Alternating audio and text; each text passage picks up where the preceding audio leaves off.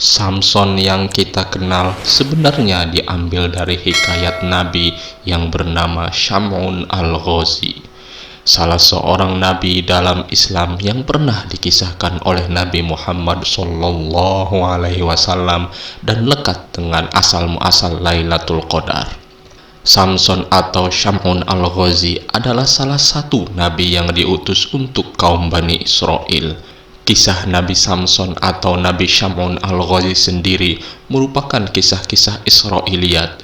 Sudah diceritakan secara turun-temurun dalam masyarakat Arab. Nabi Sam'un adalah nabi dari Bani Israel yang diutus di tanah Romawi. Nabi Samson merupakan hakim ketiga dan terakhir dalam zaman anak-anak Israel kuno. Nabi Samson adalah nabi tanpa pengikut yang kelak membawa pedang di padang mahsyar. Orang Ibrani memanggilnya Simson, orang Arab memanggilnya Sam'un, dan dalam bahasa Inggris namanya menjadi Samson. Dikisahkan jauh sebelum Nabi Samson lahir, kaum Bani Israel sesudah Nabi Musa alaihissalam berada dalam jalan yang lurus selama satu kurun waktu. Kemudian mereka membuat hal-hal yang baru dan sebagian di antara mereka ada yang menyembah berhala. Di antara mereka masih ada nabi-nabi yang memerintahkan kepada mereka untuk berbuat kebajikan dan melarang mereka berbuat kemungkaran, serta meluruskan mereka sesuai dengan ajaran kitab Taurat. Hingga akhirnya mereka melakukan apa yang mereka sukai. Lalu Allah Subhanahu wa Ta'ala menguasakan mereka atas musuh-musuh mereka, dan akhirnya banyak di antara mereka yang terbunuh dalam jumlah yang sangat besar. Banyak yang ditawan oleh musuh-musuh mereka, serta negeri mereka banyak yang diambil dan dijajah oleh musuh-musuh mereka. Pada mulanya tiada seorang raja pun yang memerangi mereka, melainkan mereka dapat mengalahkannya. Hal tersebut berkat kitab Taurat dan Tabut yang telah ada sejak masa lalu. Keduanya diwariskan secara turun-temurun dari para pendahulu mereka sampai kepada Nabi Musa alaihissalam. Akan tetapi tatkala mereka tenggelam di dalam kesesatannya, maka kedua barang tersebut dapat dirampas dari tangan mereka oleh salah seorang raja di suatu peperangan. Raja tersebut dapat merebut kitab Taurat dan Tabut dari tangan mereka, dan tiada yang hafal akan kitab Taurat di kalangan mereka kecuali hanya beberapa gelintir orang saja. Lalu kenabian terputus dari keturunan mereka, tiada yang tertinggal dari kalangan keturunan Lewi yang biasanya menurunkan para nabi selain seorang wanita hamil dari suaminya yang telah terbunuh. Maka kaum Bani Israel mengambil wanita tersebut dan mengkarantinakannya di dalam sebuah rumah dengan harapan semoga Allah Subhanahu wa Ta'ala memberinya rezeki seorang anak yang kelak akan menjadi seorang nabi bagi mereka. Sedangkan si wanita tersebut terus-menerus berdoa kepada Allah Subhanahu wa Ta'ala agar diberi seorang anak lelaki. Allah Subhanahu wa Ta'ala memperkenakan doa wanita itu dan lahirlah darinya seorang bayi lelaki yang kemudian diberi nama Samuel, yang artinya Allah memperkenalkan doaku. Di antara ulama ada yang mengatakan bahwa bayi itu diberi nama Sham'un atau Nabi Samson. Nabi Samson atau Sham'un al-Ghazi ini hidup di tengah-tengah masyarakat Israel yang saat itu enggan menerima kebenaran. Bahkan penguasaannya kerap berbuat semena-mena kepada para warga.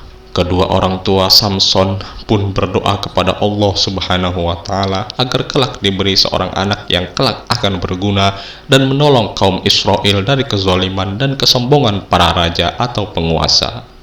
Apalagi waktu itu Raja Bani Israel memproklamirkan dirinya sebagai raja yang harus disembah warganya, sedangkan kedua orang tuanya enggan melakukannya. Mereka cuma menyembah Allah Subhanahu wa Ta'ala.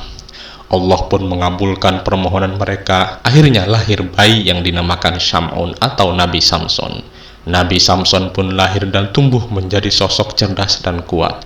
Bahkan dikisahkan ia punya kekuatan yang melebihi anak seumurannya. Ketika tumbuh dewasa, ia pun memiliki banyak pengikut dan disegani. Ia pun menjadi hakim, tampak kerap enggan menyetujui kejoliman yang dibikin para pembesar maupun penguasa Israel. bahkan kerap menghukum orang-orang yang berlaku tidak adil ataupun menuhankan sang raja. Ia pun akhirnya dimusuhi. Berkali-kali pula Nabi Samson ini hendak dibunuh, tapi gagal karena para serdadu yang dikirim tidak mampu menandingi kepiawaian dan keahlian Nabi Samson dalam bertarung. Ia diberkahi tubuh sekuat baja dan gerakan selincah angin hingga sulit untuk dirobohkan. Hingga suatu ketika, para pembesar kaum Bani Israel memujuk istrinya untuk mencari tahu apa sumber titik lemah Samson. Akhirnya ia pun ditangkap setelah ia diperdaya oleh istrinya sendiri. Nabi Samson pun disiksa dan berdoa kepada Allah Subhanahu wa Ta'ala. Jika ia diberi kekuatan oleh Allah Subhanahu wa Ta'ala, maka akan dihancurkannya orang-orang zalim ini yang telah berbuat zalim kepadanya. Allah pun mengabulkan permintaannya dan Nabi Samson pun menghancurkan orang-orang zalim itu. Kuilnya dirobohkan dan orang-orang yang dipenjara pun dibebaskan. Ia pun berjanji akan menjaga, ibadah dan berbuat kebaikan selama 1000 bulan lamanya. Nabi Samson pun pergi meninggalkan kaumnya yang dianggapnya sangat sulit untuk diajak berubah. Tapi ia tetap mencintai kaum Bani Israel, terutama kaumnya yang lemah dan harus dibela. Akhirnya ia pun menyendiri. Itulah jalan hidup yang diambil Nabi Sam'un. Hidup mengasingkan diri di sebuah gua pedalaman hutan. Di sana ia melakukan meditasi dengan disiplin yang berat, sesuai sumpahnya kepada Allah Subhanahu wa Ta'ala, beribadah terus-menerus, tapi juga melindungi kaumnya tanpa terlihat. Dan apabila ia mendengar adanya praktik kejoliman penguasa atau bangsa penjajah asing pada Bani Israel, ia akan menghancurkan kejahatan itu pada malam hari dan ia jadi sosok pahlawan misterius bagi kaum Bani Israel.